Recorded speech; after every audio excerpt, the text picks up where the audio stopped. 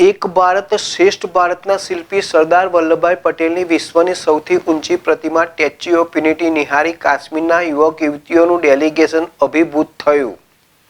કેન્દ્રીય ગૃહ મંત્રાલયના સહયોગથી કેન્દ્ર સરકારના યુવા કાર્યક્રમ અને ખેલ મંત્રાલય હેઠળ કાર્યરત નહેરુ યુવા કેન્દ્ર અને માય ભારત દ્વારા તારીખ 6 થી 11 જાન્યુઆરી 2025 દરમિયાન સુરતમાં કાશ્મીરી યુવા આદાન પ્રદાન કાર્યક્રમ યોજાઈ રહ્યો છે।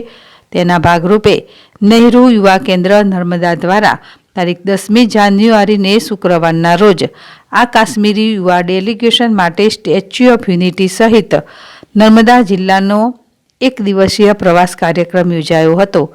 કાશ્મીરથી આ ટૂરમાં સામેલ થયેલા 6 જિલ્લાના 120 યુવક યુવતીઓ અને 12 ટીમ લીડર મળી કુલ 132 યુવા ડેલિગેશન સુરત ખાતેથી નર્મદા જિલ્લાના સહકાર ભવન એકતાનગર ખાતે આવી પહોંચતા છોટાઉદેપુરના સંસદ જસુભાઈ રાઠવા અને નર્મદા જિલ્લા પંચાયતના પ્રમુખ ભીમસિંહ તડવીની ઉપસ્થિતિમાં સંગોષ્ઠી કાર્યક્રમ યોજાયો હતો।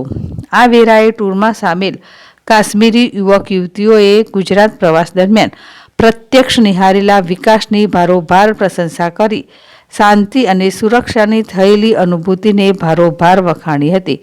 સંગોષ્ઠી બાદ આ ડેલિગેશન જંગલ સફારી પાર્ક અને સ્ટેચ્યુ ઓફ યુનિટીની મુલાકાતે પહોંચ્યું હતું। એક ભારત શ્રેષ્ઠ ભારતના શિલ્પી સરદાર વલ્લભભાઈ પટેલની વિશ્વની સૌથી ઊંચી પ્રતિમા સ્ટેચ્યુ ઓફ યુનિટી નિહાળી કાશ્મીરી યુવક યુવતીઓનું ડેલિગેશન અભિભૂત થયું હતું અને સ્ટેચ્યુ ઓફ યુનિટીના નિર્માણના ઇજનેરી કૌશલ્યને બિરદાવ્યું હતું।